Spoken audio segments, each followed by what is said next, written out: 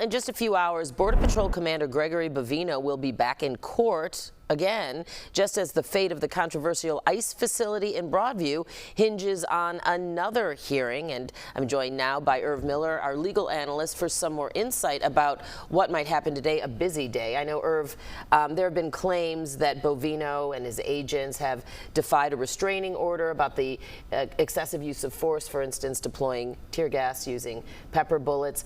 Will that come up in court today? What do you expect will happen today? I think today's hearing is going to turn into a credibility hearing as to whether or not these agents have been telling the truth in their reports and telling the truth to the judge. And I think she's been skeptical up to this point as to what they've said. And witnesses in court don't want to be subject to two concepts: contempt of court or perjury issues.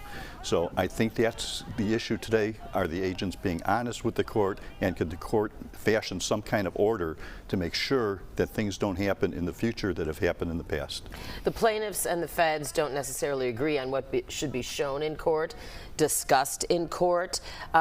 What do you think the judge will rule when it comes to, those matters about video, etc.? I think the judge will see some videos today that she hasn't seen before. I don't think you're going to hear from Bovino today live. I think he's going to be on video. The depositions that he took were videotaped, so I don't think he will be present there.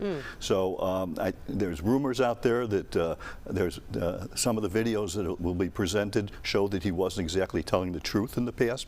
That could be a real issue for him. In terms of perjury? And for perjury, contempt of court. Those are areas they don't want to go to. Now, the Bovino hearing, etc., that's one thing taking place today. But then in another courtroom, a judge is hearing arguments and talk, or expected to rule on what will happen with the Bridgeview ICE processing facility. There seems to be expectations that that judge might say we need to at least temporarily shut it down. What do you expect will happen? Well, I think this judge is going to be very strict in his ruling as far as what could happen at Broadview. I think he's going to tell the government how many people could be in a cell, not 150 people, but it's not a big cell, that the telephones have to work, the showers have to work, the toilets have to work, they have to be given food other than cheap sandwiches from Subway 3 times a day.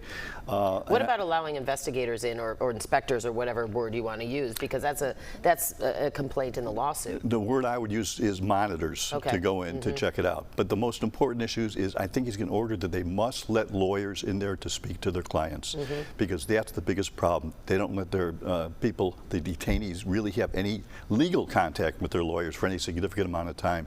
The judge was outraged about that when he heard it yesterday. Due process and all. Okay. Exactly. CBS legal analyst Irv Miller, thanks so much for being here. I know we'll talk to you more in our next hour, and we'll be hearing from you all day on the stream. Thanks for being here. Sounds good. All right, Irv. Bright and early, right?